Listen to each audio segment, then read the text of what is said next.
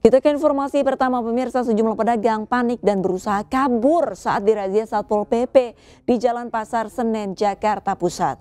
Iya, salah seorang pedagang bahkan memohon dengan mencium tangan petugas agar barang dagangannya tidak diamankan. Nggak ada jawaban. Jawaban apa? Tarik sama bapak. Iya, kenapa dia? Taruh kan. Bisa barang ini mau kita amankan. Karena ada peringatan segede berterusan itu. Kenapa masih dilanggar? Mau kita amankan ini, ya. Pedagang kaki lima ini terus memohon agar barang jualannya tidak diangkut petugas Satuan Polisi Pamong Praja yang menggelar razia di Jalan Pasar Senen, Jakarta Pusat. Pedagang ini bahkan mencium tangan petugas agar bisa mempertahankan barang yang dibawanya. Razia tertib Ramadan digelar menyusul mulai semrawutnya jalan utama Pasar Senen akibat banyaknya pedagang pakaian yang berjualan hingga menutup separuh badan jalan. Tidak hanya mengambil hak pejalan kaki dengan hilangnya fungsi trotoar, keberadaan para pedagang yang mulai berjualan selepas maghrib ini juga kerap menimbulkan kemacetan. Sekali lagi saya ingatkan kepada para pedagang, para pelaku usaha, silakan berusaha pada tempatnya. Ya, berusaha berdagang pada tempatnya. Kalau tempatnya sudah mengganggu ketertiban umum, jalan-jalan jadi macet, semraut, termasuk trotoar juga nggak bisa lagi dilintasi oleh pejalan kaki, tentunya ini mengganggu pihak lain. Pada razia kali ini, petugas menertibkan lapak beserta beberapa karung berisi barang dagangan yang ditinggalkan pemiliknya di atas trotoar. Petugas akan terus menindak tegas para pedagang kaki lima jika masih tetap nekat berjualan di tempat yang telah dilarang. Dari Jakarta, Rani Sanjaya, iNews melaporkan. Iya, meresahkan sekali begitu ya, pedagang PKL sampai mencium Tangan si petugas Satpol ya, PP.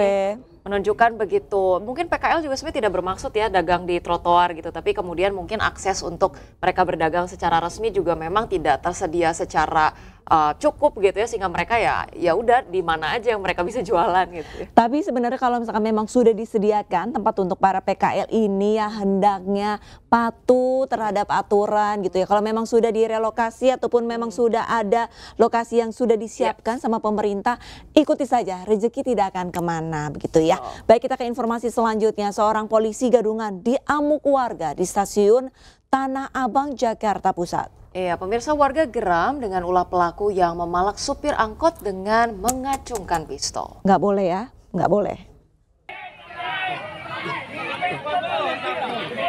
Jangan, bang, jangan mainin ke atas, bang. Jangan mainin ke atas, Pria yang mengaku seorang anggota Intel Kepolisian ini menjadi bulan-bulanan warga di stasiun Tanah Abang, Jakarta Pusat. Warga geram dengan ulah pelaku yang memalak sejumlah sopir angkot dengan mengacungkan pistol. Ini kalau dikejar sini dia jangan. Bautan ini. Lihat, taruh. Ini pistolnya nih ya. Lihat. Emosi massa kian tersulut saat mengetahui pistol yang dibawa pelaku ternyata hanya pemantik api. Hasil penyelidikan polisi diketahui pelaku berinisial DT merupakan pecatan polisi yang disersi dari kepolisian sejak 2012 lalu. 13 tahun yang lalu. Artinya sejak tahun 2012 tersangka ini sudah tidak lagi menjadi anggota Kepolisian Negara Republik Indonesia. Yang mirisnya lagi, pada saat kita cek urinnya ternyata positif mengandung sabu. Akibat perbuatannya tersangka terancam hukuman 9 bulan penjara. Dari Jakarta, Rani Sanjaya, iNews melaporkan.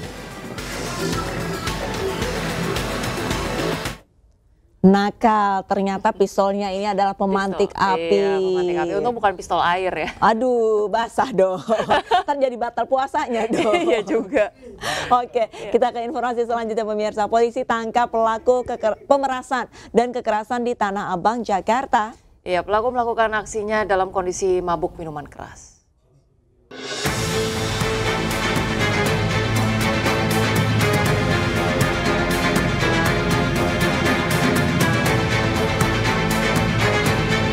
Inilah video viral yang merekam aksi seorang preman memalak dan membacok korbannya di seputaran stasiun kereta Tanah Abang, Jakarta Pusat beberapa waktu lalu.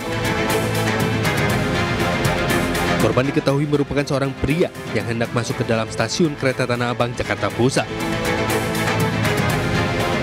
Saat beraksi, pelaku mendorong dan memaksa korban untuk menyerahkan sejumlah barang miliknya. Tak cukup sampai di situ, pelaku pun membacok korban dengan sebuah golok hingga luka-luka.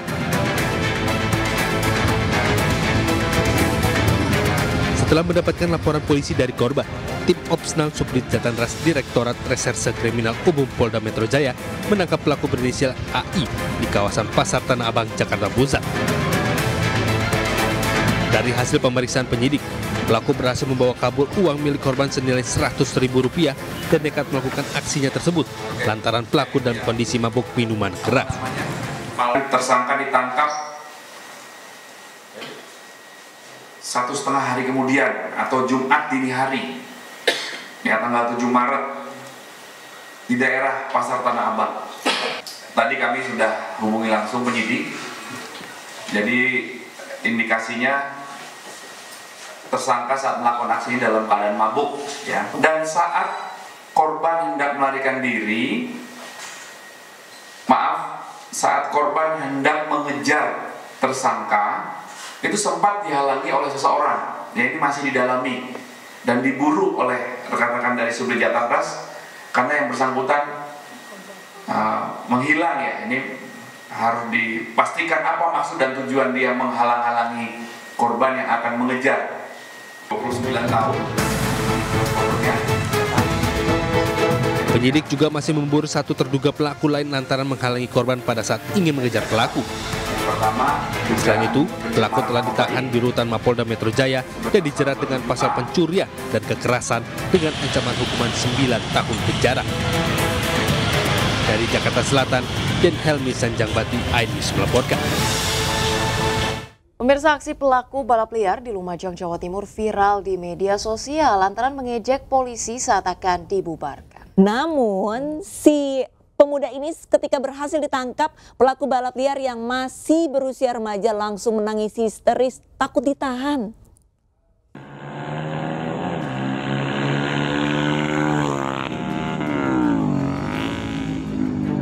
Video amatir merekam saat puluhan remaja melakukan aksi balap liar di jalur lintas selatan Desa Bago, Kecamatan Pasirian, Lumajang, Jawa Timur. Aksi kebut-kebutan ini kerap dilakukan saat bulan Ramadan hingga meresahkan warga setempat dan para pengguna jalan. Puluhan remaja ini pun kocar-kacir saat kendaraan patroli Polsek Pasirian membubarkan aksi balap liar. Namun yang menjadi perhatian, salah seorang pelaku balap liar malah mengejek polisi dengan berjoget-joget di atas motor. Polisi akhirnya memberhentikan pelaku balap liar yang masih berusia belasan tahun itu untuk dimintai keterangan. Kamu mau sok nangis? Pelaku balap liar yang masih di bawah umur ini pun menangis saat diamankan petugas. Kami hanya melakukan upaya meminimalisir adanya anak-anak yang mau balap liar, sehingga kami hanya pelan untuk antisipasi gangguan kamtipmas saja. Namun demikian ada anak yang 2 orang yang mau start, itu motornya di semacam nungging lah. Menurut keterangan anaknya, katanya motornya nggak mau jalan, katanya seperti itu. Padahal kalau dilihat dari penampakan gambar, mereka memang kayaknya membuat kita jengkel. Usai diamankan, polisi menahan sepeda motor milik pelaku balap liar untuk menimbulkan efek jera. Dari Lumajang, Jawa Timur, Daya Nugroho, iNews melaporkan.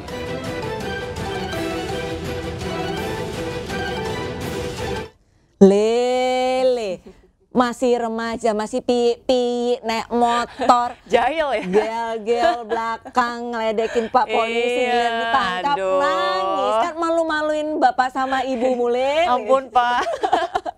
Ya jadi pokoknya jangan sampai dihukum doang gitu ya, tapi coba semoga ada edukasinya juga. Ada edukasinya, betul. Kalau bisa bantu-bantu kegiatan sosial ya, mungkin bantu-bantu di panti. Sanksinya mungkin sanksi sosial, jangan bantu bersih jalan. Tapi untuk yang tayangan tadi ini sebagai pembelajaran juga bagi para orang tua, harus benar-benar mengecek, memeriksa anak-anak ini, teman-temannya nih siapa saja sih, aktivitasnya positif atau tidak. Kalau misalkan sudah seperti ini, ya kan ngisi-ngisi ini toh. Betul. Tapi mungkin kalau dari POV anak muda, mungkin ada juga sih yang justifikasinya, aduh tapi kan saya tuh hobi banget balap-balapan gitu ya. Mungkin apa perlu ada sirkuit balap resmi buat anak muda gitu ya. Supaya jangan di jalan, bahaya. Di jalan. Daripada balap motor karena belum ada SIM, balap sepeda aja. Kalau itu di boleh. komplek aja. Di komplek aja. Oke, kita ke informasi selanjutnya masih dari Jawa Timur, pemirsa. Mancing kolam lele tetangga. Seorang anak di Ponorogo ditembak pemilik kolam. Iya, akibatnya peluru bersarang di tangan korban dan harus dioperasi.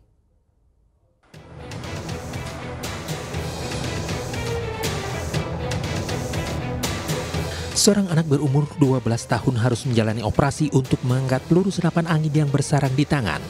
Siswa Madrasah Sanawiyah ini diduga ditembak tetangganya berinisial SM hanya karena memancing ikan lele di kolamnya. Polisi mengamankan pelaku penembakan dan menyita senapan angin beserta peluru sisa. Penembakan berawal saat korban bersama 4 temannya memancing ikan di kolam lele milik pelaku. Emosi pelaku pun tak terkendali setelah anak-anak tersebut tidak mengindahkan peringatan sebelumnya. Sering lelenya ini diambil, padahal sudah ada pagernya sebetulnya. Ada pagar pembatas dari besi, yang namanya anak itu gimana? Istilahnya ya mengail bergantian. 5 anak itu bergantian. Kebetulan pas korban ini giliran terakhir atau gilirannya, ya si pelaku ini pas mengetahui sehingga langsung menembak dengan senapan angin yang ada di tangannya. Kasus ini ditangani petugas PPA Polres Ponorogo. Dari Ponorogo, Jawa Timur, Ahmad Subehi, iNews melaporkan. Pemirsa, Menteri Keuangan Sri Mulyani Indrawati hanya tersenyum ketika menanggapi kabar dirinya akan mundur dari Kabinet Merah Putih. Iya, momen ini kemudian terjadi usai Sri Mulyani menemui Presiden Prabowo di Kompleks Istana Kepresidenan Jakarta Pusat. Bahas apa hari ini, Bu? Ya, Januari. Ya, dikasih jalan ya. Ya. Ibu soal apa tadi? Kalau bahas, kenapa? Bahasnya apa di dalam? Ya melaporkan aja mengenai APBN. Bu, ada isu soal itu. Selain itu, kalau besok konversinya soal apa, Ibu? Awas, ada ya. Kalau besok konversinya soal apa, Bu? Ya konferensi pers besok aja lah. Jam berapa, Bu? Jam berapa, Ibu? 10. Ibu, tadi ada arahan Pak Prabowo nggak terkait dengan APBN kita, Bu? Bu, tadi ada arahan apa, Bu?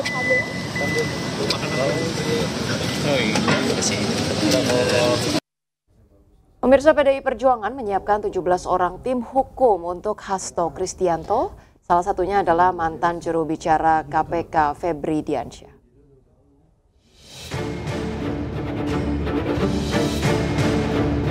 DPP PDI Perjuangan menunjuk 17 orang sebagai tim hukum yang akan mendampingi Sekjen PDI Perjuangan Hasto Kristianto menjalani proses hukum.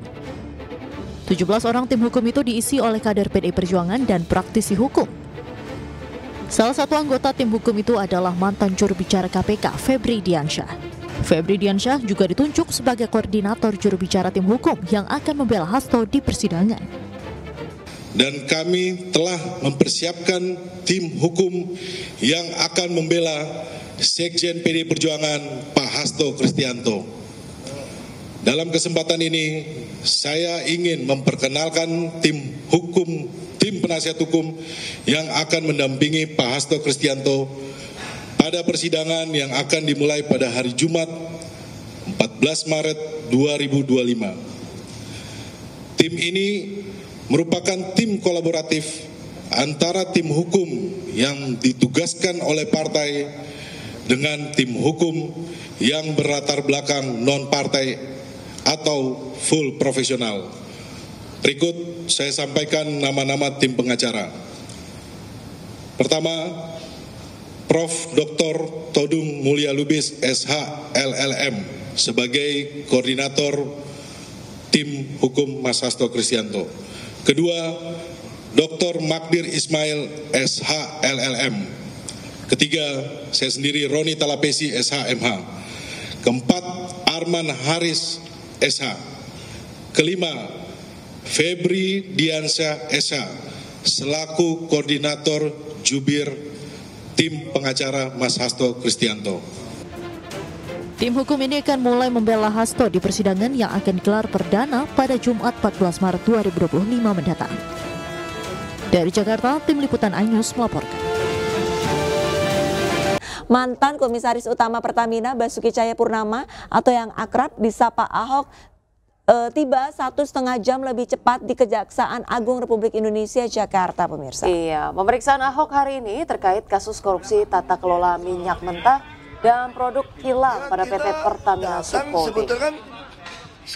Ahok tiba di Gedung Kejaksaan Agung RI pada pukul 8.36 pagi. Depan awak media, Ahok menyatakan justru merasa senang bisa membantu kejaksaan. Ahok juga akan menyampaikan seluruh informasi yang ia ketahui. Ahok diperiksa sebagai saksi dalam kasus dugaan korupsi tata kelola minyak mentah dan produk kilang pada PT Pertamina Subholding dan kontrak kerjasama atau KKKS tahun 2018-2023. Hari ini siapa, Pak? Sebelum nanti ditanya-tanya oleh tim. Ya, kita datang sebetulnya kan secara struktur kan itu kan Dewan Komisaris ya. Terus ada Subholding. Tapi tentu saya sangat senang bisa membantu kejaksaan kalau apa yang saya tahu akan saya sampaikan. Itu. Bapak sempat bilang ada data atau rekaman nanti akan dibawa. Enggak, data yang kami bawa itu adalah data rapat apa aja ya. Tapi nanti akan diserahkan nggak, Pak? Kalau diminta kita kasih. Dibawa tapi, Pak. Pemirsa, untuk informasi selengkapnya kami akan bertanya kepada rekan kami Irfan Hardiansyah langsung dari Kejaksaan Agung Jakarta. Iya. Selamat pagi jelang siang, Irfan. Agenda pemeriksaan hari ini sebenarnya apa, Irfan? Ya, selamat siang Arlista, Ocha dan juga pemirsa. Dapat kami sampaikan bahwa memang betul hari ini Basuki Purnama Cahaya atau Cahayapurnama maksud kami yang lebih dikenal dengan nama Ahok diperiksa oleh penyidik dari Jampitsus Kejagung Republik Indonesia, dan tadi Ahok ini tiba di Kejagung pada pukul 8:35 dan tentunya ini maju lebih awal karena memang dari pihak Kejagung sendiri dari keterangan yang memang disampaikan oleh Harli Siregar selaku Kapus Penkum dari Kejagung Republik Indonesia ini menyampaikan bahwa untuk pemeriksaan yang akan dilakukan terhadap Ahok ini pada pukul 10 waktu Indonesia bagian Barat. Namun nyatanya tadi kami tidak menduga-duga bahwa Ahok tiba lebih cepat di pukul 8:35 dan untuk agenda yang memang dilakukan pada hari ini Jampitsus akan melakukan pemeriksaan terhadap Ahok dan kapasitasnya ini Ahok diperiksa sebagai saksi terkait dengan kasus dugaan korupsi yang berada di tata kelola minyak mentah dan produk kilang PT Pertamina Subholding dan kontrak kerjasama periode 2018-2023. Dan tentunya Ahok sendiri ini pernah menjabat sebagai Komisaris Utama PT Pertamina periode 2019-2024.